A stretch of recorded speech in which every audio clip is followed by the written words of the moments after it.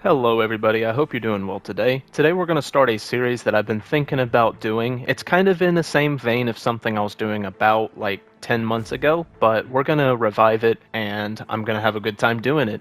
So this series is going to be called Jager's Favorites. So there's a handful of weapons that I absolutely love, and usually they're going to be weapons that are not going to be really optimal by any means, but are going to be strong enough that you can justify using them, and they also match my favorite drip. So yeah, that that doesn't leave a huge amount of weapons, but hey, these are my favorite things and I thought I'd make a series about it. What can I say? So today we're going to start with my favorite weapon in the game, which is going to be the Scimitar. Absolutely gorgeous weapon. Not only does it have the better R1 moveset, but it looks way cooler than Shamshir. You have a sheath as well, so if I put this up for just a second, you can see that like it looks fantastic in its sheath. It matches even better if it's in your right hand, because then it's like perfectly matching up with where the belt is on this armor. So it just looks super cool. I love it. Um, Now, when it comes to Ashes of War, by far the best one you can have on a Scimitar or Shamshir, in my opinion, is Swords Dance, because this is going to be able to roll catch somebody who panic rolls out of a R1 or a running R1. And the value in that is that you have a couple attacks that are going to do level 1 stun and some that are going to do level 2 stun. And so essentially, a lot of Ashes of War will roll catch a panic roll if what they're getting hit by initially is level 2 stun. But this is going to catch a panic roll, which is extremely valuable because your two bread and butter moves are going to be your standing R1 and your running R1. Some fantastic moves you also have in your move pool that are going to be sort of secondary to those two and complementary are going to be your running R2. The timing is different enough on your running R2 that it is going to be good for catching people who think you're about to go for a running R1, but instead you go for a running R2. Also, it has a more horizontal hitbox, so if you kind of like go to the left like I am doing right here, you can kind of hit someone with the right side of the swing, which is really cool. I love doing that. And that has level 2 stun. So if you're using an Ash of War, say like Spinning Slash, that is able to catch a panic roll more so with level 2 stun, then that will be very good. But for today, we're mostly going to use Swords Dance.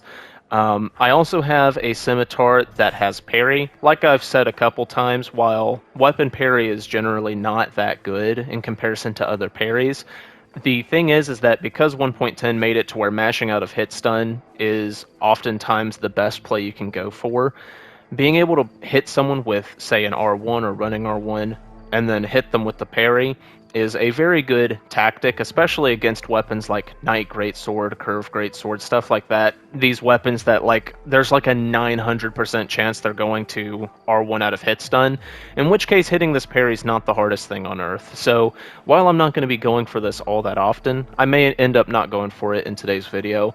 This is a option I really enjoy having. Yeah, so it's niche, but I really enjoy it. Some other Ashes of War that you can run on a curve sword are going to be the self-buffing ones. Like, if I were to run, say, Lightning Slash on this, my damage would go through the roof. I made a Shamshir video about a week ago about that, if you want to check that out. Or if, say, you're on a Strength build or something like that, or a Faith build where you have it Flame Art infused, you can go with Flaming Strike. And Flaming Strike, unlike Lightning Strike, is just a very good move on its own, so that's really valuable. And then you can also run, say, Chilling Mist on it if you're running a Frost build. But with that being said, I think we're going to go ahead and hop right into it, and let's just have a good time using my favorite weapon. Like, I live and die by this weapon, so hey, we're just going to go and have some fun. Alright, here we are in post-production. Hopefully my cat does not bother me while I do this. It is around 6 in the morning, and my cat loves to scream, so let's see what happens.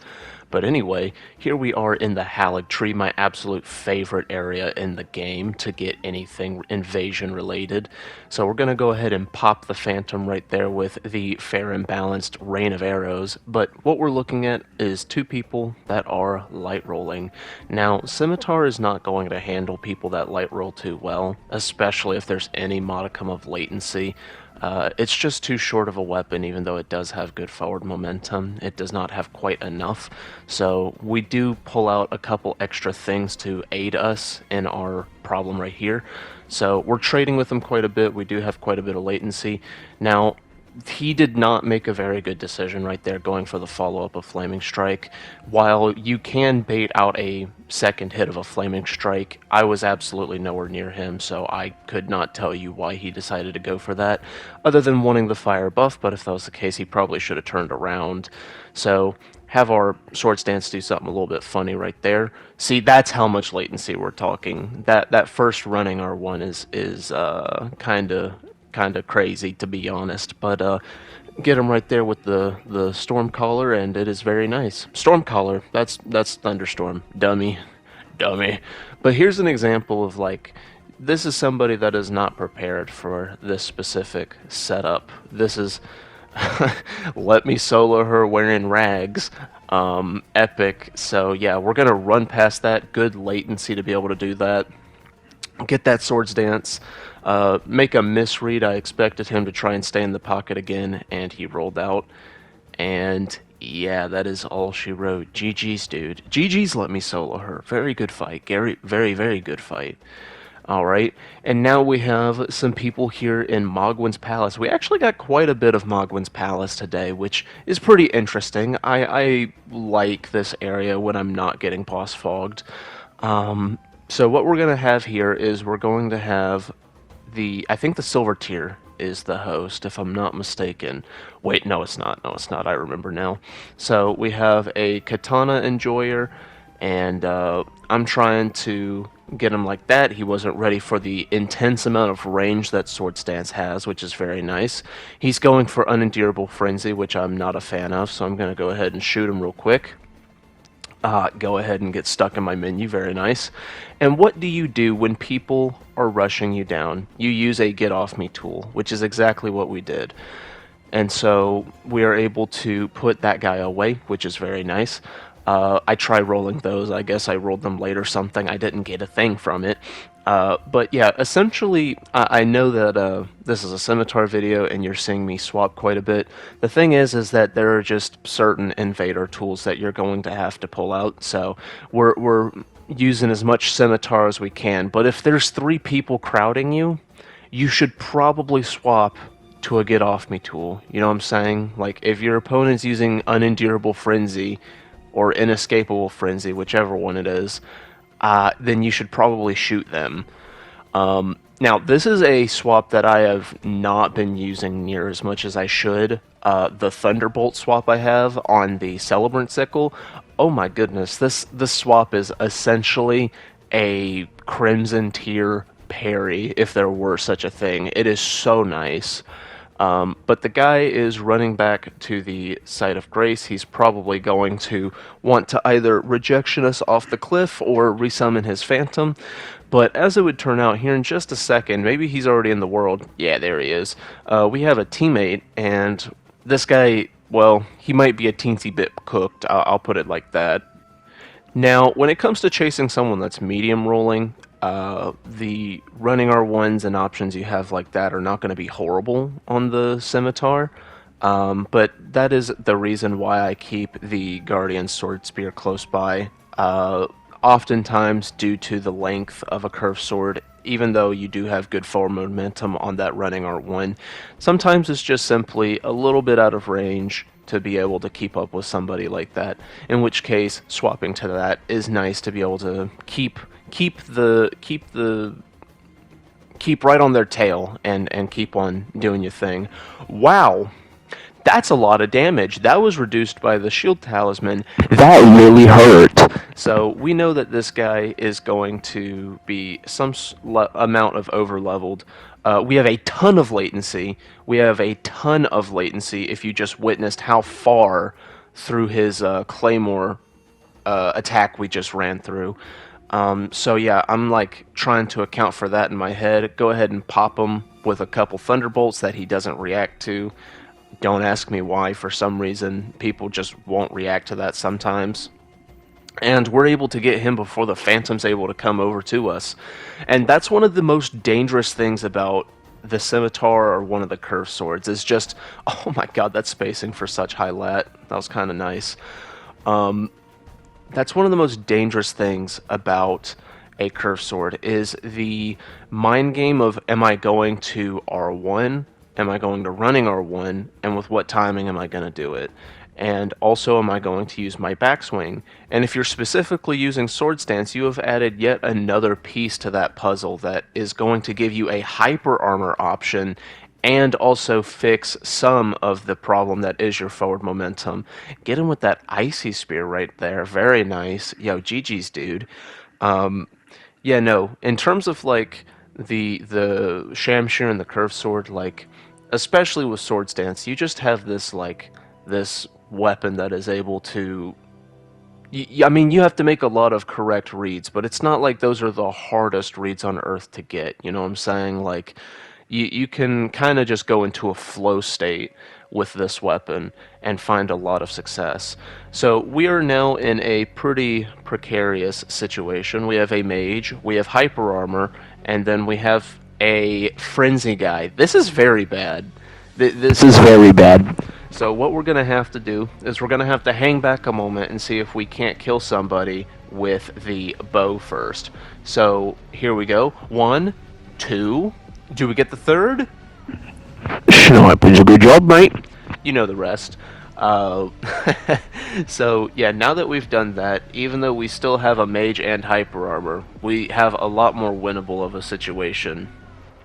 Trade Lion's Claw with Sword Stance, maybe not my brightest moment, but hey, it worked. He decided to try and do it 4 times out of hit stun, so, you know, ain't my fault that he died like that. Maybe he shouldn't have tried L2ing out of hit stun 4 times. Okay, so we're gonna get this nice little juicy combo right here, very nice. Also, I just felt like having Obi-Wan's lightsaber, so I put on the magic grease. Yeah, technically the best in most situations is lightning, but we're doing some magi. Alright, getting inputs eaten. Thank you, game, for making it to where you can't swap while in hit stun. Thank you so much, game. I appreciate that. Look at this fuck up. I accidentally just punch him in the face. Amazing. But yeah, anyway. We're doing a little bit of swap-arenoing. Get him right there, very nice. I was kind of proud of that swap. I was kind of proud of that. I think the list of swaps I have going on is very complementary to not just invasions in general, but also just to making Scimitar as strong as possible, because, like, if you're going to have any problems with a curved sword, a solo curved sword, it's going to be getting people to respect you and you know, them just rushing you down, and being able to chase people that are either light rolling or just out of range for your curved sword. So we have someone here that is very latent and very laggy, which is very, very not good. This is very bad. So what we're going to do is we're going to try our best to get some curved sword action going on here, but eventually I'm going to want to swap over to something else. So while I certainly could fight this fight with the curved sword and just try to roll his stuff properly and whatnot, since we're so far away, I would imagine that's why the latency is so bad. He pulls out the Bloodhound, the Blood Talon, whatever it's called. I can't remember. It's on my hips right now, and I literally can't remember what it's called. So he has a skill issue right there. Skill issue. He uses Endure, but he gets saved because of his shit net, which is amazing. He endures before it's worn off, so it does not reset the timer. That is a skill issue, sir. But yeah, we're going to swap to St. Trina's, and watch what happens the moment we swap to St. Trina's, okay? This is why you need to carry something that is really good against latency. Alright, so he's just rolling bad right now. But I've got him panicking, and would you look at that?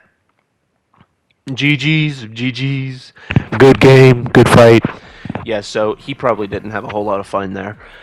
We are now in the least fun area for an invader, which is right next to a fucking dragon. So I'm going to try and mosey my way past this literal demon. This thing coded to hit fucking invaders. And we have Himothy. Hello, Himothy. We're going to go ahead and get to work on this guy. We do not manage to hyper armor trade that, regrettably. That's probably only due to me having such low poise, but hey, whatever. Fashion comes at a cost anyway. Ooh, catch him with that right there. Very nice. And look. We're going to... oh, okay, I didn't do it quite yet. So we're going to hit him right there. He tries to R1 out of hit stun. Brink. Very nice, very nice. I got that one from a Rhythmic Pulse. Hey, yo. Shout out to Pulse. Shout out to Pulse. Go like him on MySpace. Very nice. So yeah, the host is having what we call a bad time right now, and we're not necessarily going to make that time much better, because this enemy is cringe. Like, does this enemy even have a single weakness? Tell me that. Does anybody know? Because how are you even supposed to hit it in the head if its weakness is its head? Like, tell me that. So yeah, he is now nailed to the spot. Yeah, bro. Yeah, maybe Stormcaller right in front of the fucking Ancient Dragon wasn't the best idea. So now we are going to have some honest 2v2s in Limgrave. Epic. And look at the strategy of this host. He has a magic Nagakiba and wants you to rush him down while he is in Terra Magica so he can hit you with what I imagine to be like a 1000 damage spinning slash. Yeah, fuck that. I'm not coming in the Terra... Just kidding, I'm coming in the Terra Magica. Teammate gets absolutely railed right there. Very sad, very sad. He was wearing heavy armor too. I thought he was really gonna hold his own. Yo, is that Lost? The Lost? Yo, GG's, dude. But yeah, that is Not an acceptable amount of HP. I don't know what the fuck is wrong with these mages that really think that you need 99 intelligence to make a viable fucking mage build. Oh, watch this. This is Monkey, guys. Are you ready for Monkey? I don't think you're ready. So we haven't over-leveled here. Watch this Monkey business. This is for investors only. Okay? We're out of range. We're doing this. Watch this. Look at my HP. Yeah, fuck this game, bro. That was some top-tier Monkey business for investors only. GG's, dude. So, needless to say, that killed my edging streak right there. But anyway, what we're going to do is we're going to be in the Yellow Annex Tunnel, and this is a terrifying location. So we're going to obviously have to swap to something pretty powerful here in just a second, like so. Uh-oh. Oh, they're about to really not like me. What in the fuck is that damage? Yeah, that damage is honestly insane. But the thing is that when you're in a cave, you essentially don't have a choice, dude. Like, what are you supposed to do? Once again, very high latency with our opponent here. But thankfully, he's using stuff that has extremely little range, and I'm able to kind of just walk through his attacks. Like, if I'm already out of range, I can essentially just walk through his attacks. And that is why the Thunderbolt swap is so good. I just parried his Crimson Tears, essentially. And now it is time for the toughest invasion we have today. We are stuck here in the area right before the Bastard Star boss, whatever his name is. And we have a host here that is light rolling with extremely glass cannon magic spells and Moonveil. We have a guy that is draining our HP with the death, like Malekith stuff and whatnot. Get some juicy damage right there, very nice. But we're going to find out here soon how fucking hard these guys hit. So he's very clearly overleveled, this guy with the jellyfish, okay? Like, what is this fucking play? But we go around the corner and we catch him right there, like so, and we get out before he hits us with Moonveil. Very nice. Yeah, a clean 20k real quick. Definitely needed to fight the Bastard Star enemy. But yeah, now we have 2 more, and then there were 2. Hit them with that beautiful Thunderbolt damage, the water causing it to spread, so it, that, that just did about 1,000 damage. So we no longer can ignore this guy. I was kind of just like out of sight, out of mind, like monkey don't see, monkey don't do. I wasn't paying attention to the damage he was probably gonna do. Okay, thankfully I get out of that right there. Very nice. But yeah, That's not an acceptable amount of range. we definitely have some latency with this guy. And I tell you what, it is kind of a challenge to stay on the Scimitar right now, since we're having so much... Oh my god. That almost one-shot me. Anyway, yeah, we're having a hard time staying on the Scimitar, and the reason is that because both of them have projectiles, I'm having a hard time being able to really close the gap with anybody. Go ahead and get some carry-on retaliation, and we're going to use this to be able to turn our back to our opponent and swap our stuff a little bit better. Go ahead and get a Starlight Shard popping, and he's going to do that in the air, right? But we're going to try and pack him up. So we get a running attack. Oh man, that wasn't the play. I should have swapped to the halberd if anything. But, oh! Yep, that's right. That beautiful, beautiful swap. Now we can finally focus on the host, and we're going to find out that we literally just cannot use Scimitar against this guy. This is your average, light rolling, latent, rolls backwards Japanese mage. I cannot stay on the Scimitar. I have to swap to something that's able to catch him. And I just added to this to the build. I heard that the Veteran's Prosthesis can be a good light roll counter, but because of the amount of latency this guy has, even the forward momentum on this weapon is not going to be adequate. So we're going to get a little bit of damage, but we're going to get far from what we're looking for. So we're running in, miss. Yeah, because that definitely didn't make contact. It only took an entire fucking second for him to be able to roll out. Very epic. So yeah, he's just stalling now, and as we're going to find out soon, he's going to try and resummon, because he's definitely going to fight the boss. Definitely going to fight the boss.